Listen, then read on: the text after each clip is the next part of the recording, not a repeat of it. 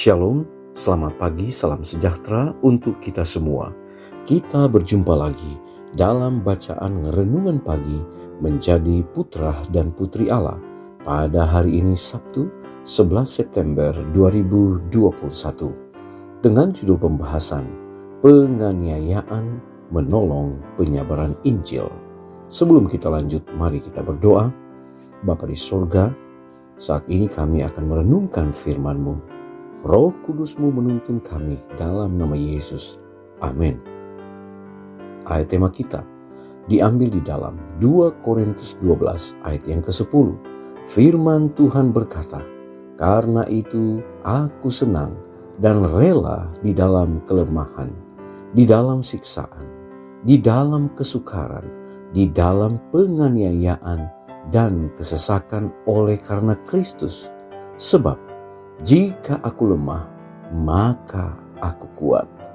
Saudara-saudaraku yang kekasih, pada setiap zaman, para utusan pilihan Allah telah dicela dan dianiaya. Namun, melalui penderitaan mereka, pengetahuan akan Allah telah disebarluaskan. Setiap murid Kristus harus terjun ke dalam barisan itu dan melaksanakan pekerjaan yang sama, karena ia tahu bahwa musuhnya tak dapat berbuat apa-apa menentang kebenaran, tetapi justru untuk kebenaran. Allah bermaksud supaya kebenaran dinyatakan dan menjadi pokok ujian dan diskusi. Bahkan melalui hinaan yang diberikan kepada kebenaran itu, pikiran orang harus digerakkan.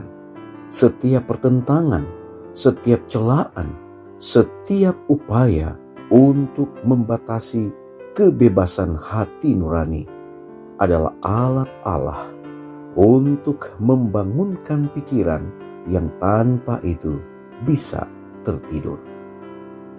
Betapa sering akibat ini telah kelihatan dalam sejarah para utusan Allah. Ketika Stefanus yang mulia dan fasih bicara itu dilempari hingga mati atas anjuran majelis Sanhedrin, tidak ada kerugian kepada pekerjaan Injil. Terang sorga yang memuliakan wajahnya, belas kasihan ilahi yang disebutkan dalam doanya pada waktu mau meninggal adalah bagaikan sebuah panah keyakinan yang tajam kepada anggota Sanhedrin fanatik yang siap siaga itu, dan Saulus Farisi penganiaya itu menjadi alat terpilih pembawa nama Kristus di hadapan orang-orang bukan Yahudi dan raja-raja dan Bani Israel. Dan lama sesudah itu, Paulus yang lanjut usia itu menulis dari penjara Roma. Ada orang yang memberitakan Kristus karena dengki dan perselisihan, dengan maksud yang tidak ikhlas. Sangkanya dengan demikian mereka memperberat bebanku, tetapi tidak mengapa. Sebab bagaimanapun juga Kristus diberitakan, baik dengan maksud palsu maupun dengan jujur.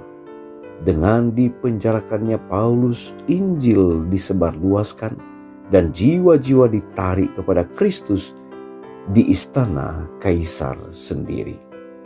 Saudara-saudaraku yang kekasih, oleh upaya setan untuk membinasakannya, benih firman Allah yang tidak fana, yang hidup dan yang kekal ditaburkan di dalam hati manusia melalui celaan dan penganiayaan kepada anak-anaknya.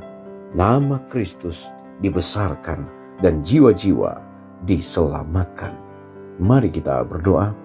Bapa di sorga, kami bersyukur untuk berkat firman-Mu pada pagi ini. Kami boleh melihat bahwa justru oleh penganiayaan itu dapat menolong penyebaran Injil. pengalaman yang dialami oleh Stefanus, pengalaman yang dialami oleh Saulus menjadi satu berkat yang tentunya memberikan satu pandangan yang lebih luas lagi untuk umat-umat Tuhan, bahwa walaupun dianiaya, walaupun menghadapi berbagai tantangan, tetapi justru itu akan menolong penyebaran Injil semakin luas. Bapa di sorga, tolonglah kami untuk tetap dekat dengan Tuhan. Dalam situasi-situasi sulit kehidupan, kami tetap ada dalam lindungan-Mu. Kami menserahkan hidup kami hari ini ke dalam tangan Tuhan. Pelihara, jaga, dan lindungi kami. Dan biarlah apa yang kami boleh lewati di sepanjang hari ini membawa berkat untuk kami, memuliakan nama Tuhan. Terpujilah Engkau ya Allah. Terimalah doa kami, ampuni dosa kami.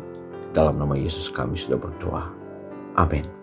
Pertemuan kita telah selesai, kita akan berjumpa lagi besok. Shalom.